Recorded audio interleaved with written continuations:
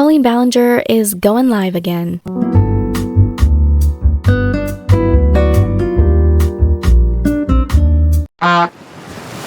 Bonjour, and welcome back to The Chanel.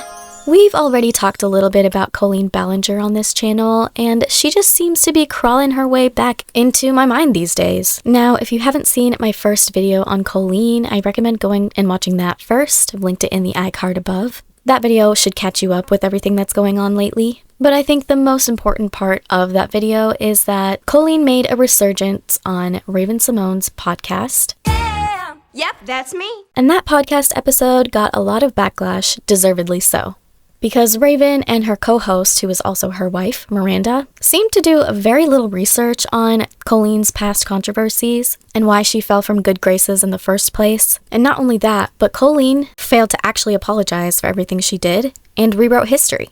And at this point, it's been so long without her actually apologizing, taking accountability in a meaningful way, that I don't know if it's even worth it at this point to come back and try to salvage the minuscule remains of her career. Well, it turns out that Colleen didn't spontaneously decide to come onto Raven's podcast to suddenly take accountability and to address her inappropriate relationships with minors and all of her behavior. Nope, there was a hidden agenda, much like Ned Fulmer, who came out with his Rock Bottom podcast, taking quote-unquote accountability and having a conversation with his ex-wife, Ariel, and seemingly used this as a way to start releasing content again. It appears that Colleen Ballinger has come back into the limelight so that she can resume her career. About a week ago, Colleen announced a live show in New York called Clickbait Cabaret. The description for the show reads, after a 3-year hiatus, Colleen Ballinger is finally returning to the stage to dazzle you with an evening full of comedy, music, and an anxiety attack, probably.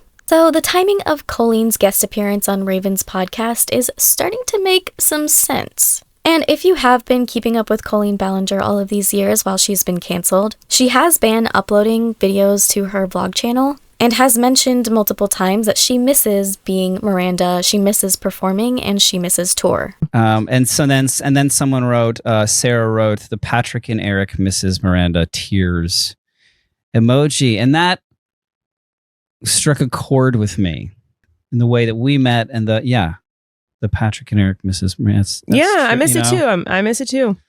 I'm sorry, I didn't want to make you upset. I'm not upset. I think that was upset. supposed to be. And yeah, I can understand and empathize with having such a huge career and then immediately having nothing at all, but she did it to herself. And she still didn't even apologize to her victims or all the other people she trash-talked behind their backs. Trisha. And to be honest, I was not surprised that she was coming back with a live show, because it made sense strategically for her to come onto Raven's podcast. Clearly there was an ulterior motive, and of course that ulterior motive would be to regain her career. Something interesting that people caught when they were looking at the website where her show was posted is that it says the show is for all ages, which is such a weird look after everything that happened, because we all know at this point that Colleen's humor is not appropriate for children. I mean, this is clearly established. This is why she's canceled. And it looks like her PR team caught this pretty quickly, but of course not quickly enough before people got screenshots of it. People noticed that now on the website it says that the show is for 18 plus. And of course this should have been the obvious move from her PR team, and it's very possible that her PR team did tell her this, but she chose to go against their advice. Because Colleen doesn't always listen to her team's suggestions. Otherwise we would not have the masterpiece that is Toxic Gossip Train. Hi everyone. I've been wanting to come online and talk to you about a few things. Even though my team has strongly advised me to not say what I want to say, I recently realized that they never said that I couldn't sing what I want to say. Another thing that people noted was that the proceeds from this live show are supposed to go to a fundraiser, specifically to a charity that supports children battling cancer, as well as their families. And much like Ned Fulmer's MS fundraiser, some people have noted that this feels like another PR strategy to paint Colleen in a better light and repair her public image. And while I agree that this probably is a PR strategy, I do want to note that Colleen has done this before, where she has raised money for a charity and donated it during the holiday season. But now I guess the timing could be a question mark, because it seems like she did plan for her comeback to be the holiday season. And whether it was motivated to raise money for charity or to repair her career, I guess we'll never actually know. Maybe it's a combination of both, but it does feel like a classic PR strategy. And I think what would have helped her more is if she had come back a little bit earlier and not start off her resurgence with a show that benefits charity. And not because I don't believe that those charities deserve that money, but because the timing feels inauthentic. And like I mentioned before, people had already been speculating that she was going to come back and start doing Miranda Sings content again, or a live show, because she had been dropping little bits and hints about it in her vlogs and in her podcast with her husband, Eric. And honestly, I'm not surprised at all that she came back, because again, that Raven podcast was so clearly a move to start her comeback. But I am surprised that it happened so soon after her guest appearance on that podcast. I thought that she was just going to come in and test the waters a little, see what the public response was to her. But no, she came in, balls to the wall, ready to go, booked that venue, and she actually did sell out the entire theater for her first night. And I did see that some people were speculating that maybe the people who did buy tickets and sold out her show were just haters with no real intention of attending the show.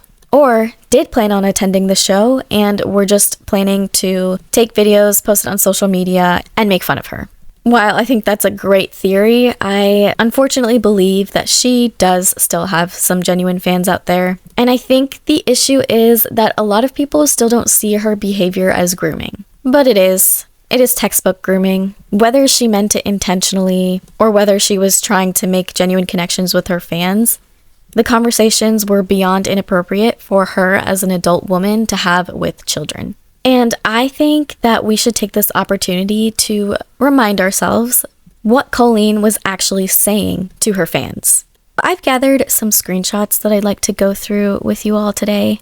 But first, I need to give you all some context. So in 2017, Colleen was added to a Twitter group chat with her fans, and the group chat was called Colleenie's Weenies. And the majority of the fans in this group chat were between the ages of 12 to 17, with only a few 18 plus fans. And fans alleged that at this time, there was some weird unspoken hierarchy with Colleen's fans. For instance, some fans that seemed to really kiss her ass received special treatment, like some of them were in vlogs, some of them got free tickets to Miranda shows, things like that. Well, Colleen often used these chats as an opportunity to trauma dump on her fans. She would talk about all of the hate she was receiving and rant about her ex-husband, Josh, as they were going through a divorce at the time. And allegedly, Colleen had also been sharing that her and her co-star from her Netflix show, Haters Back Off, were dating. And this was announced to the Weenies chat several months before they officially announced they were dating to the public. And the reason that this matters is because Colleen and her co-star Eric, who is now her husband, appeared to have started dating only a month or a couple months after her and Josh had announced their split. And it really did seem like there was some sort of overlap between Josh and Eric. And even if there wasn't any physical cheating, it did really seem like there was some emotional cheating happening.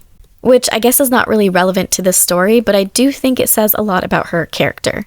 Okay, so now that you have some context, let's go into the screenshots. Someone says, "My ass looks so good today, y'all." And Colleen responds to that specific person by saying, "Pics." And it's really funny because that person responds, "Go away, bitch." And I think it is pretty clear that Colleen is joking with this person and that she's not actually asking for pics. Regardless, though, it's a weird thing to say to a minor. There are also plenty of screenshots of Colleen ranting about her ex-husband Josh. She says, "He's lied to everyone and said I cheated. When would I cheat when I was working 24 hours a day? It makes no sense. He tries to get pity for being heartbroken over me, but he constantly tries to drag me through the mud. You can't be heartbroken over someone you hate. So which is it? I should keep my mouth shut."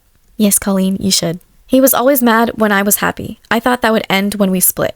Being screamed at every day for hours and being told you're a piece of shit is not love or making a marriage a priority. Just want to throw that out there.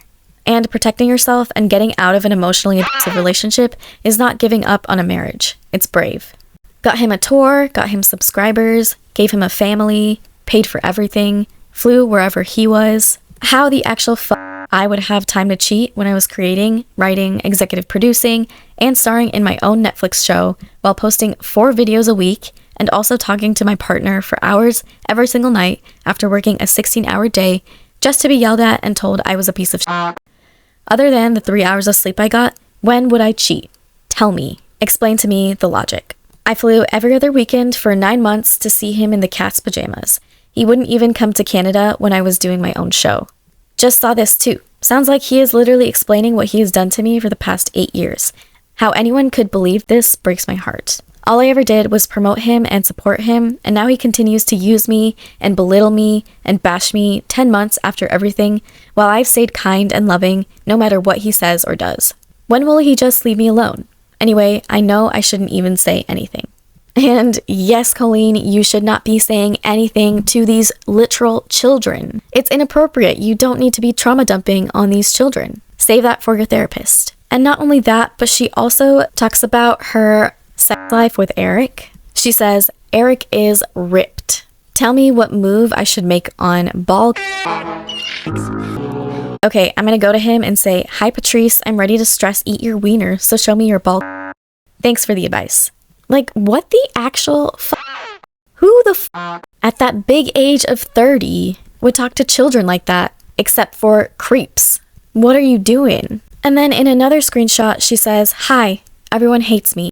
And then everyone in the chat asks, why? No, no one hates you. And she responds, because one of y'all is out for my blood, and every time I talk to y'all in here, someone leaks a story like they're working for TMZ. Literally, without fail, every time I talk in here, I immediately get people DMing me that I pick favorites because I talk to you guys so much. So I'm just wondering if I did something to upset you guys. And then, of course, everyone in the chat is like, no, I don't tell anyone. And then she responds, I love y'all to death. Always will, forever. You guys are my friends, and I talk to you with no boundaries. And will continue to because I love you. But just curious if I did something. What the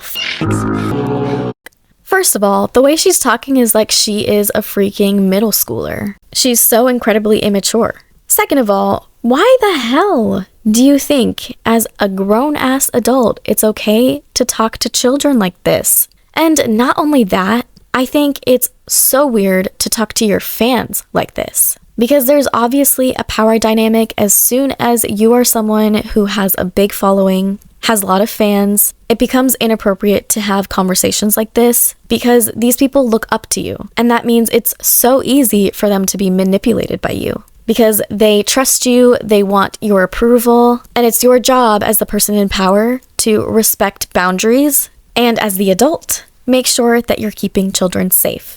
It's just such weirdo behavior, and my mind still cannot wrap around it. Like, why did she think that no one would go out and say stuff? Why did she think that she was safe to say these things in a group chat with a bunch of underage people? Like, did she just not have the forethought to think about, oh, in the future, this might seem like a really weird thing to do? And so maybe I shouldn't be doing this. And then if she's also afraid that people are leaking information, then maybe that's a sign that you shouldn't be sharing this information with fans at all.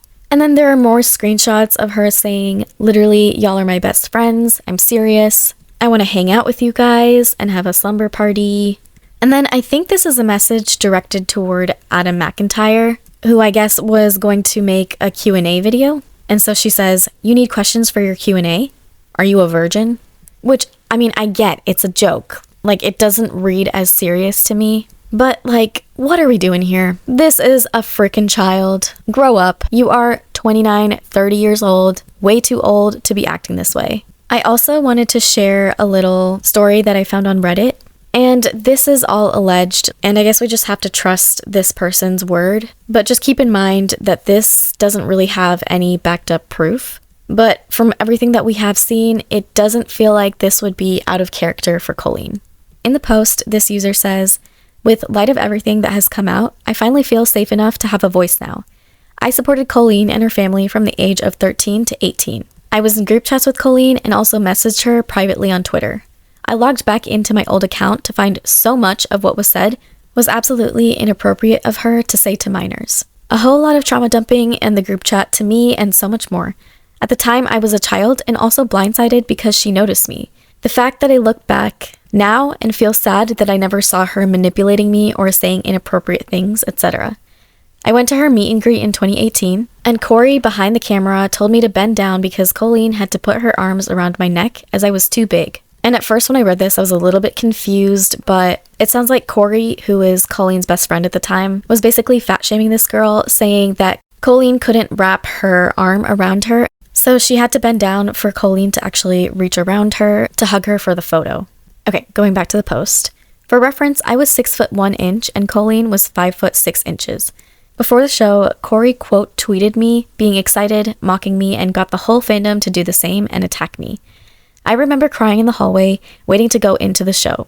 What bothers me even more about this was struggling with autoimmune disorders I didn't know I had at the time and was poorly and on steroids, etc. I now know I've had 3 autoimmune disorders for the last 10 years, and I'm only now receiving the correct treatment. This is so much bigger than I ever realized or imagined. I've had body issues for years, knowing my idol thought I was too big. She watched her best friend belittle me and acted like it was the most normal thing in the world. This feels like a fever dream. She was my idol, and I'm not taking this well, but mostly I feel so sad for my younger self. And she does provide a picture, but I'm gonna blur her face just because I feel a little bit weird about showing her on my video, but I do think it's important to include because it serves as proof that she actually was at this show and did meet Colleen. And Colleen, as a toxic person, would not be complete without a toxic best friend, and Corey fills that role perfectly. Because he also had really strange and weird relationships with minors and would often actually trash talk Colleen in his group chat with fans. And this group chat that he had was called Corey's Clown. Again, a very appropriate chat to have with minors. He would often talk about his conflicts with Eric and that he hated Eric, and then would post some shady videos like this one here that says, "Tired of editing Colleen's rants every single day." So they just really sound like some really good friends, really healthy relationship, which I mean is completely characteristic of Colleen, right? And there's also other people who have claimed that Colleen is very toxic behind the scenes because in a podcast episode that Shane Dawson did, Colleen is the best because she needs 10 of these fans. She is the most hateful, shadiest. I love her. Like, whenever we hang out, literally the first words out of her mouth are, okay, like, what do you got? Who do you hate? Who's next? A lot of, well, I guess comedians in general, like, a lot of the comedy comes from hate, self-hatred. And when you hate yourself, you hate everybody around you. Right. So I've got a little better at it, but no, hanging out with her, man. She loves to throw some zingers, loves it. Loves it. And she's so good at being nice to, like, she'll do collabs with every YouTuber, and they think, like, I'm like Colleen's best friend, and then we get together, and I do the same thing, but then we'll get together, and oh, man, they only knew. And I know, again, Shane Dawson is not a reliable narrator, but I think in this instance we can take his word as true, because he corroborates the claims that Colleen is just really toxic, and wants to talk behind everyone's back. I mean, there's even a screenshot of Colleen asking people for tea on Adam, saying, "Do any of you have proof of him talking badly about me or wanting to expose me prior to all of this?" This person is a freaking child, and here she is trying to get tea on him. And then finally, the last example of how Colleen is just a toxic person and a toxic friend is the way that she treated Trisha Paytas. Because Trisha and her had a podcast together and they acted like friends. Colleen really did act like Trisha's friend. But then behind her back was sending nude photos of her from her Patreon that was paid content to minors once again and making fun of Trisha's body. Just like such a trash person. Just thinking about Colleen and all of her toxic behaviors makes me feel exhausted because I had a friend like that once and every day was just an uphill battle. It was so exhausting being friends with that person, and I just know exactly what type of person Colleen is based on all of this behavior. There's even a clip of her saying on Stephen Colbert's show that everything that she says as Miranda that seems completely unhinged has a little bit of truth behind it. Well, I played a character for many years, and I got to piggyback on his ego and pretend it wasn't mine. Yes. Do you ever mean what she's saying? Yes, all the time. There's a lot of times where in character I'll say something so cruel or, something I'm thinking but I would never actually say as myself. And it's very liberating to be able to say things that I'm thinking. Can I give you some advice? Yes. Never tell people when those moments are. Compiling all of this together, considering how she is a very horrible friend, her weird, inappropriate conversations with minors, and her egregious response to all of her wrongdoings proves to me, at least, that she is not a good person. And at this point in life, she's over 30, so if she has grown at all, I would be pretty surprised. But it doesn't seem like she has grown because of the way that she talked about her controversies in Raven's podcast. And I just have very, very little confidence that she actually understands what she did wrong and why people are mad at her. I guess we'll just have to wait and see how this live show goes and what she chooses to do with her career in the future. What do y'all think about this? Do you think she should be coming back at all? Do you think she should even do a live show? I think it's kind of wild, but I don't think that she will ever get to that level of fame that she had before, and believing that brings me a little bit of peace. Alrighty, well that's all that I have for you today. Let me know what you think of all of this in the comments down below. Don't forget to like this video and subscribe to my channel. I appreciate you so much for watching if you got this far. And if you like this video, consider watching one of my other videos. Thank you again for watching, and I'll see y'all next time. Au revoir!